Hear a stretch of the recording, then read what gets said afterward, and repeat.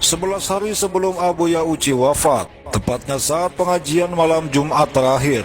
Seperti biasa setelah pengajian, rumah Abuya masih dipenuhi tamu. Namun saat itu, Abuya meminta para tamunya untuk pulang lantaran beliau kurang sehat dan ingin dipijat. Setelah tamu-tamu pamit pulang, mulailah beliau dipijat oleh orang yang biasa memijat beliau. Tepat pada jam 2 malam, tiba-tiba pintu di samping rumah Abuya ada yang mengetuk dan mengucap salam. Lalu si tukang pijat pun diperintah Abuya untuk membukakan pintu. Setelah pintu dibuka, si tukang pijat pun menanyakan keperluan si tamu.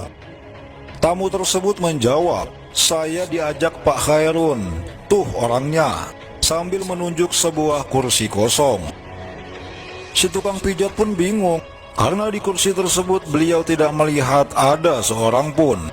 Lalu terdengar suara Abuya memanggil dari dalam, "Pak Haji, suruh masuk aja." Begitu tamu tersebut masuk, Abuya pun langsung menyambutnya dengan hangat.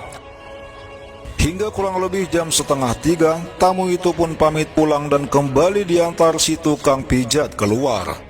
Saat si tukang pijat kembali, Abuya pun bertanya padanya, "Pak Haji tadi cium tangan gak ke beliau?" Si tukang pijat menjawab tidak dan kembali bertanya siapakah gerangan orang tersebut. Abuya pun menjawab, "Beliau adalah Soekarno." Masya Allah, setengah teriak si tukang pijat itu pun terkejut. Saat itu barulah ia menyadari bahwa tamu yang tadi datang adalah Bapak Presiden Insinyur Soekarno. Anehnya, tadi saat bertemu ia tidak menyadarinya. Bahkan saat Abuya Uci berbincang dengan Soekarno pun ia tidak sadar, tidak menyimak obrolan. Ia asik fokus memijat Abuya. Sayangnya saat itu ia tidak melihat Kiai Haji Khairun Doyong yang merupakan buyut Abuya Uci yang malam itu mengantar Insinyur Soekarno. Pantas saja malam itu Abuya meminta tamu-tamunya untuk pulang. Ternyata beliau sudah tahu akan didatangi oleh Insinyur Soekarno dan kakek buyutnya. Di waktu beliau berada di Iran, beliau didatangi langsung secara jagayaqoboh oleh Al-Imam Ghazali Shahibul Ihya. Imam Ghazali berkata kepada Abuya Uci bahwa sang imam merasa sedih karena pemahaman-pemahaman Ghazali sudah mulai disamarkan bahkan dihilangkan. Imam Ghazali juga berpesan kepada Abuya Uci untuk mengajarkan kitab-kitab karangannya kepada umat.